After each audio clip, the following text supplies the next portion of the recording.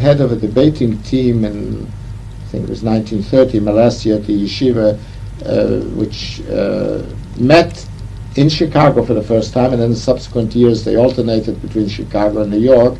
Once a year a debate on some popular Jewish communal or scholarly topic was held, and I remember my first public appearance in English on a large scale came at that debate. It was a tremendous affair in the Jewish People's Institute in Chicago, and I, after all, had been here only 5 years on this continent, and had begun to learn English at the age of 14 and a half, 15.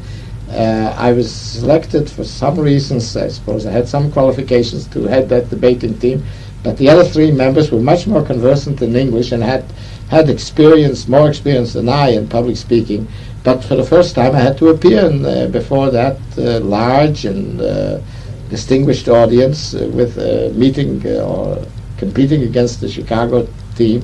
I remember where in Chicago? In Chicago it was. That was the first and only time that I ever had written out a public address word for word and memorized it, so that when I appeared, I still have the recollection of listening to somebody else, which was myself speaking.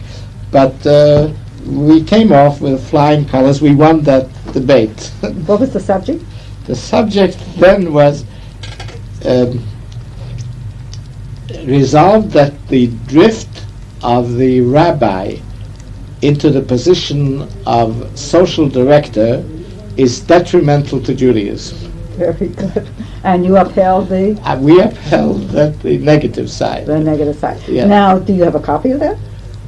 Somewhere among my records, I remember I wrote them out on library cards and knew it by heart. Somehow it went through. I don't normally practice that.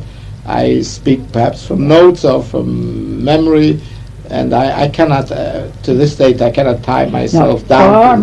Far more important than that, interesting though that is, do you still have the poems, the notes that Rabbi Grobar wrote you, or any of the letters?